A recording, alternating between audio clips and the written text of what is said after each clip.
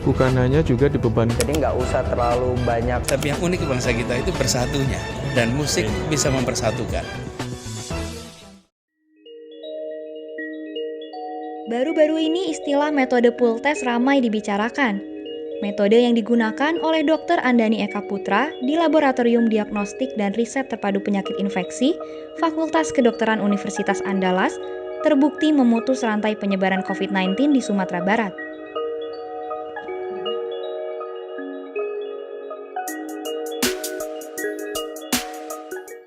Halo teman-teman Presisi, Presto kali ini saya akan berbincang dengan Kepala Laboratorium Diagnostik dan Riset Penyakit Infeksi Fakultas Kedokteran Universitas Andalas, yaitu Dr. Andani Eka Putra. Saat ini saya sudah terhubung dengan beliau, langsung saja kita mulai wawancaranya. Ya, Assalamualaikum. Waalaikumsalam, perkenalkan Pak, saya Audi Mania Nasution dari tim Presisi News. Oke, siap. Kalau boleh tahu sekarang Bapak sedang di Jakarta kah atau di Sumatera Barat? Jakarta. Oh, sedang di Jakarta. Dokter Andani ini kan terkenal oleh masyarakat karena metode yang digunakan untuk menekan laju penyebaran COVID di Sumatera Barat ya.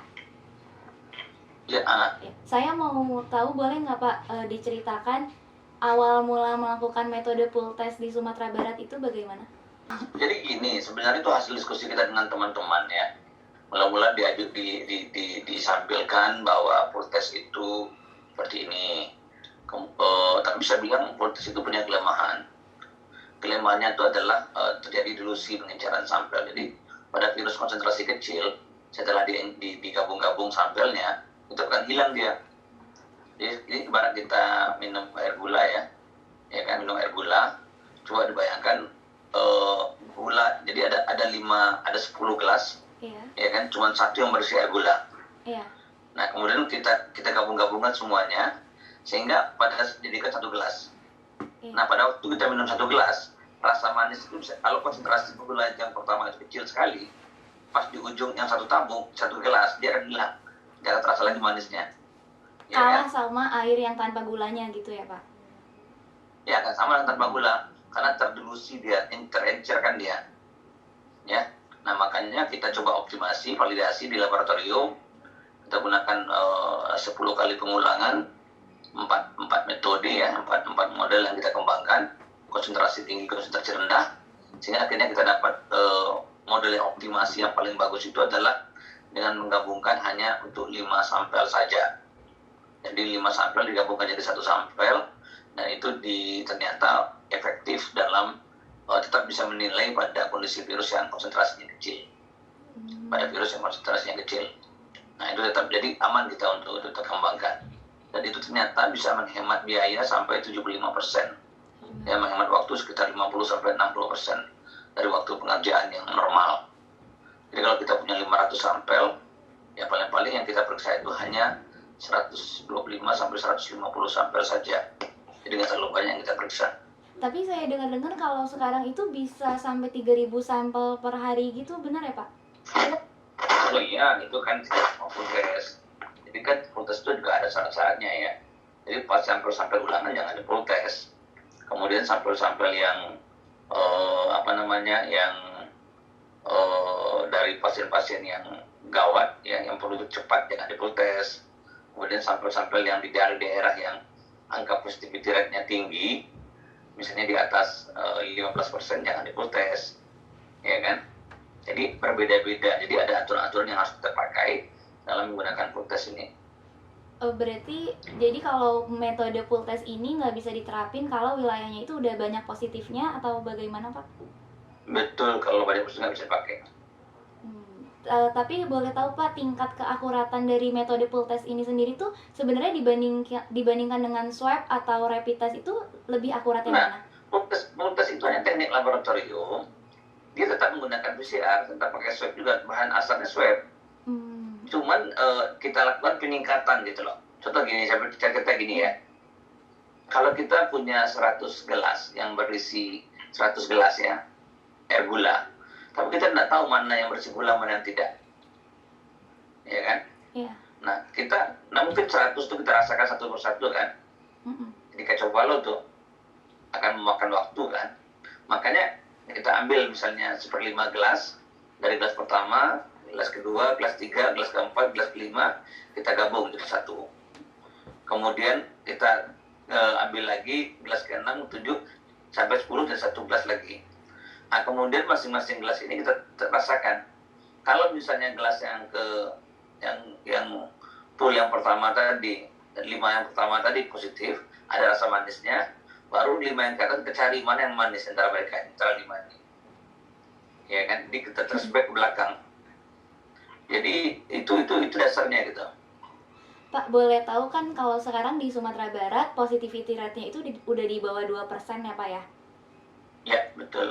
Boleh tahu nggak sih Pak, pemerintah provinsi setempat itu menerapkan kebijakan apa selain dari hasil pool test itu kan sudah ada, dan bagaimana sih kebijakannya keseharian masyarakat di Sumatera Barat itu bagaimana Pak? Baik, kita namakan, kalau saya namakan dengan 5P. 5P itu adalah pendidikan.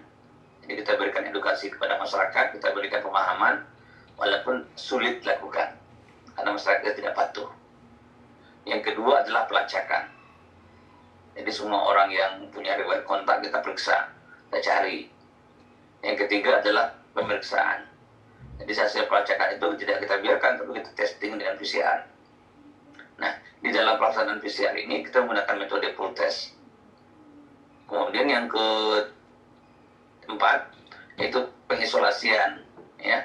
Pengisolasian artinya pasien-pasien yang positif, orang-orang yang positif kita isolasi. Jadi tidak semua orang kita isolasi, yang positif saja kita isolasi. Isolasi mandiri atau gimana? Isolasinya itu isolasi mandiri kayak di rumah aja gitu? Nah, atau isolasi itu ada tiga macam. Kalau orang, jadi isolasi itu hanya orang tanpa gejala ya, atau gejalanya ringan. Nah, yang kita isolasi siapa? Yang pertama adalah kalau dia ekonominya bagus, rumahnya bagus, di rumah saja. Pertama.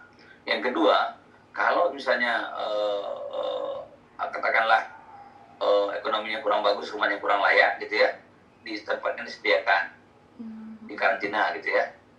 Atau yang ketiga, kalau misalnya dia ada komorbid, ada jantung, umurnya lanjut, kita letakkan di rumah sakit khusus COVID. Kalau udah ada riwayat penyakit lain gitu ya Pak ya? Iya. Nah, kalau dia mengalami gejala agak berat, sedang, itu terakhir kita berikan perawatan. Jadi P5 adalah perawatan. Pak, kalau menurut Bapak sendiri nih kan, kalau misalnya metode pool test itu kan sebenarnya emang bisa kalau satu kota itu belum banyak positifnya. Menurut Bapak, mengapa metode ini tuh tidak dilakukan dari awal-awal mulai penyebaran di Indonesia, misalnya di kota lain seperti Jakarta salah satunya, mengapa metode pool test ini tidak dilakukan secara nasional sih Pak, menurut Bapak? Oh, ini kan susah juga saya katakan gitu. Karena konsep ini kan jadi gini, pemahaman kita, cara kita melihat COVID ini berbeda-beda. Jadi kalau kita di Sumatera Barat itu meletakkan COVID itu dari awal ya, dari proses pemutusan rantai penularan. Sehingga kalau si A positif, maka semua keluarganya akan kita periksa. Ya kan? Iya. Nah, kalau di tempat lain nggak seperti itu. Jadi kita di bulan April itu sudah memeriksa semua orang tanpa gejala. Karena prinsip penanganan COVID adalah memutus rantai penularan. Jadi semua orang tanpa gejala kita periksa. Nah, kan tidak semua provinsi yang melakukan pemeriksaan seperti itu kan? Iya. Nah, jadi kadang-kadang provinsi itu terlambat sadarnya gitu. Arti kalau dia melakukan dari awal proses itu, nah, itu kan lebih bagus. Kalau Jakarta saya rasa masalahnya lebih berat lagi, karena Jakarta ini kalau mau diselesaikan tidak hanya bicara Jakarta, tapi bicara Jabodetabek. Iya. Karena kalau Jakarta ini kan saya rasa kalau malam itu penduduknya sedikit, tapi kalau siang itu bisa 3 kalinya kan. Nah, makanya masalah Jakarta ini hanya bisa diselesaikan kalau kita menyelesaikannya langsung sekaligus ya ke Jabodetabeknya, Bogor, Bekasi, Tangerang, karena ini nggak termasuk Banten. Pak, kalau menurut Bapak nih kan Indonesia sendiri kan positivity rate-nya itu kan masih tinggi, sedangkan standar dari WHO itu kan 5% kan Pak ya. Nah, kalau dari Bapak sendiri, kira-kira ada nggak sih sebenarnya langkah untuk menurunkan positivity rate Indonesia sendiri? Ada. Solusi cuma satu, pemeriksaan masif. Pemeriksaan masif. Testing masif. Jadi kalau testing masif, nanti ada risiko itu. Risikonya adalah jumlah positifnya meningkat. Tapi langsung Jadi tahu ingat ya. banyak berapa jumlah yang positif gitu ya Pak?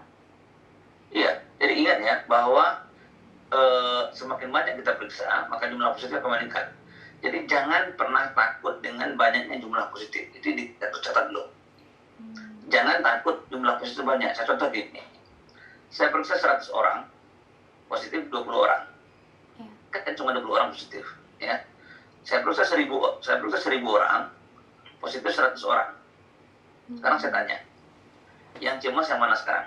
Yang cemas yang tadi 20 sih. Soalnya kan masih ketahuan Yang dikit. 20. Mm-mm. Jadi kan kalau jumlah kan 20 dengan banding 100. Iya. Iya kan? Iya kan? Iya Pak, benar. Jadi yang kita cemaskan adalah yang Tadi 20. 20. Tapi jumlahnya kecil kan? Iya. Yang 100 jumlahnya besar kan? Mm-mm. Tapi kan Ah, secara luas ya. totalnya lebih banyak yang tadi 100. Positivity rate 10% kan cuman. Sementara yang 20%. Iya. Nah perbedaan itu harus kita pikirkan bersama-sama sebagai dasar kita ya untuk berpikir bahwa positivity rate itu lebih menentukan dibanding jumlah. Iya. Jumlah itu nggak ada apa-apa. Makin banyak kita periksa jumlahnya makin banyak. Kalau itu nggak usah periksa jumlahnya sedikit. Jadi kalau kepala daerah mengatakan menurun kasusnya menurun ya jangan dilihat dulu periksanya berapa, ya kan? Nggak ada. Kalau saya sih nggak ada kebanggaan itu. Yang penting adalah positivity rate-nya yang paling menggambarkan apa adanya. Oke.